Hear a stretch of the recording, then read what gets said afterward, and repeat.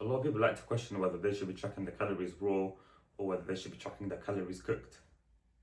Now, based from my own experience, I'm going to tell you guys which one I recommend you guys to do. Should you be tracking your calories raw or whether you should be tracking your calories cooked? Based from my own experience, in my opinion, I think tracking your calories raw is better because that's where you'll get the most accurate, result.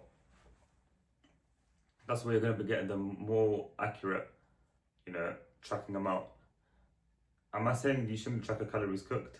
You can, but as long as you stick to it.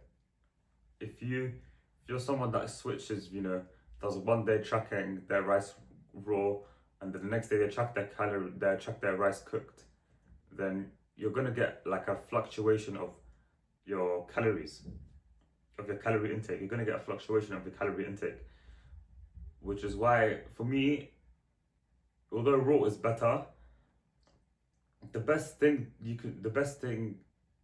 way to track your calories is the one that you can stick to the most. So if you're someone that likes to track their calories cooked, then yeah, you can go for it and cook it and track your calories cooked as long as you stick to it. Some people find it better to track their calories raw, but if you're someone that finds it better to track it raw, then yeah, go for it as well. And as long as you, like I said, as long as you stick to it. But if you want to get the most accurate result, I'd recommend tracking your calories raw, because that's where you're going to be getting the most accurate result, and you're going to get a standardized result from tracking your calories raw instead of tracking your calories cooked. But yeah, either one doesn't matter, but like I said, tracking your calories raw is a better choice in my opinion, because you're going to be getting the most accurate numbers from doing that.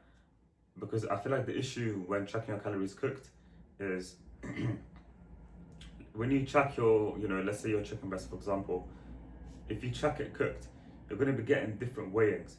But that different weighings is not necessarily you having different amounts of protein from those different weighings. It's simply because of the water loss. And hence why you can easily get an inaccurate amount of protein within every time you weigh your foods cooked. And every time you get different weighings within the cooked amount of the chicken. Whereas if you just tracked it raw and you weigh it raw all the time, and then you use that as your